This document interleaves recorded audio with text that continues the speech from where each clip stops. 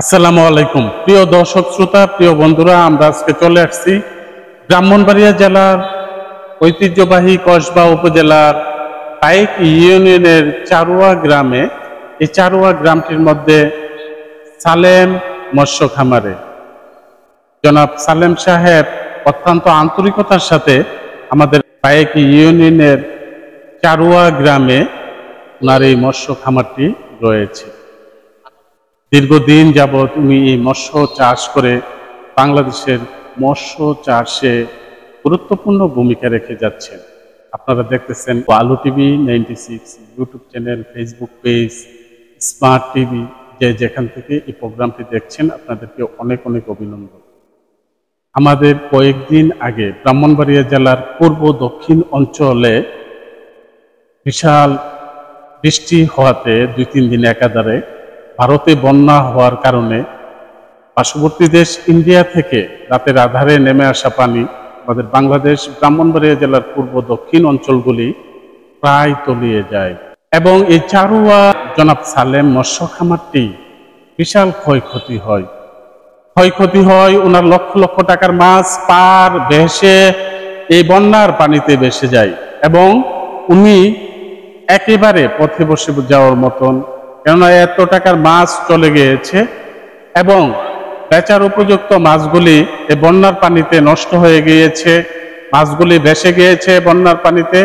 তো আমরা আজকে সরাসরি উনি উপস্থাপনা করবেন এই বন্যার পানিতে মাছগুলি ভেসে গেছে। বর্তমান সরকারের সুদৃষ্টি রেখে উনি আজকে উপস্থাপনা করবে। সঙ্গেই থাকুন প্রিয় বন্ধুরা। আউযুবিল্লাহি মিনাশ শাইতানির রাজিম। বিসমিল্লাহির রহমানির রহিম। আসসালামু আলাইকুম ওয়া রাহমাতুল্লাহি ওয়া বারাকাতুহু। প্রিয় দেশবাসী, আমাদের কসবা থানা বাইক ইউনিয়ন 2 নম্বর ওয়ার্ড চারুয়া গ্রাম, এই গ্রামে অনেকগুলা পুকুর মৎস্য খামার নষ্ট হয়ে গেছে। আমাদের এই চারুয়া গ্রাম থেকে ইন্ডিয়া বর্ডার 2 কিলোমিটার, এক সাইডে 1.5 কিলোমিটার ইন্ডিয়ান পানিটা বেশি আক্রমণ করছে আমাদেরকে, তাই আমরা অনেক ক্ষতিগ্রস্ত। আমরা বাংলাদেশ মৎস্য অধিদপ্তরের কাছে, বর্তমান সরকার এবং দেশবাসীর কাছে আমাদের আকুল আবেদন, আমাদের অনেক ক্ষয়ক্ষতি হয়েছে, লক্ষ লক্ষ টাকা মাছ পানির সাথে বিলীন হয়ে গেছে, বন্যার পানির সাথে বিলীন হয়ে গেছে। ইন্ডিয়ান পানি যেভাবে আমাদের দেশে, আমাদের এলাকার মধ্যে ঢুকছে, রাতের বেলায়, রাতের আধারে, রাত্র 3টায় পানিটা ঢুকছে আমাদের এইদিকে। তো ওই সময় মানুষ সব ঘুমের মধ্যে থাকে। তো এই মাছগুলা বাহির হয়ে গেছে। এইগুলা আমরা এই পানিটা যে সিস্টেমে আসছে, পানিটা আটকানোর মতো কোনো ব্যবস্থা, কোনো কিছু দিয়ে রক্ষা করার মতো কোনো ব্যবস্থা ছিল না। তাই আমরা অনেক ক্ষয়ক্ষতি হয়েছে আমাদের।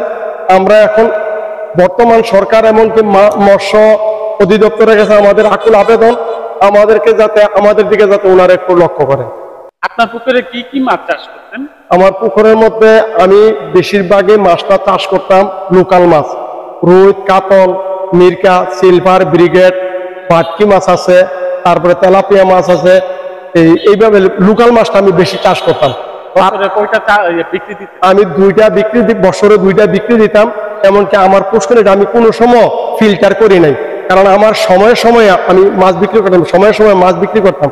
আমার পুষ্করির মধ্যে বড় বড় মাছও ছিল, রুই, মিরকা মাছ, বড় বড় মাছ ছিল।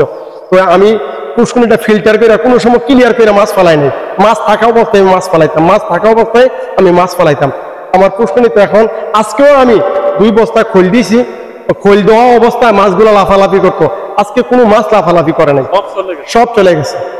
তো কি খাওয়া মাছগুলো আমরা লোকাল মাছটারে খোলের সাথে বসি মিক্স করে খাওয়াইতে হয়। এমনকি আবার ফুসকুনির পানিটা পরিবর্তন করার জন্য, গুলা পানিটারে এটা কালো করার জন্য চুন দিতে হয়, লবণ দিতে হয়। এগুলো আমরা দিই, দিয়া সবসময় ফুসকুনির তার পটাশ দিতে, আবার সময় সময় ফুসকুনির পানি কমে গেলে আবার মোটরে পানি দিতে হয়, কারেন্ট বিল আসে। তো অনেক রকমের খরচ আছে আমাদের।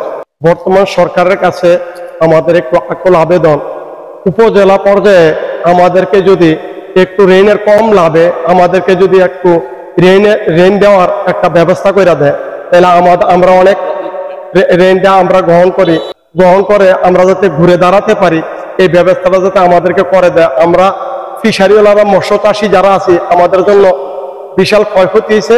আমরা একটু দাঁড়াইতে পারবো। আর অনুমানিক আমার পুষ্করণী থেকে 12-13 লাখ টাকার মাছ গেছে। এখন এইভাবে আশেপাশে অনেক পুকুর আছে, সব পুকুর একবারে পানির সাথে বিলীন হয়ে গেছে, মাছ সব বাইরে গেছে। কারণ গুলা পানিটা যখন ঢুকে পুকুরের মাছগুলা পাগল হয়ে যায় বাইরের জন্য, কোনোভাবে মাছ কেউ আটকে রাখতে পারছে না।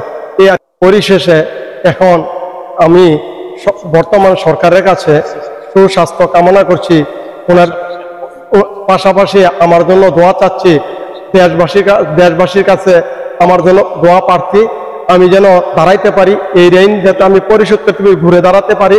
সবার কাছে আমার এই আকুল আবেদন। আলু টিভি 96 কর্তৃপক্ষকে অনেক অনেক শুভেচ্ছা ও ধন্যবাদ। তারা এইভাবে গ্রামে ঘুরে ঘুরে আমাদেরকে এইভাবে প্রচার করার জন্য, উনি যেইভাবে এই রৌদ্রের মধ্যে ঘুরে ঘুরে অনেক কষ্ট করছেন, তাদেরকে অসংখ্য ধন্যবাদ ও শুভেচ্ছা। সবাই ভালো থাকবেন, সুস্থ থাকবেন। এই পর্যন্তই, সবাই ভালো থাকেন। আসসালামু আলাইকুম ওয়া রাহমাতুল্লাহ।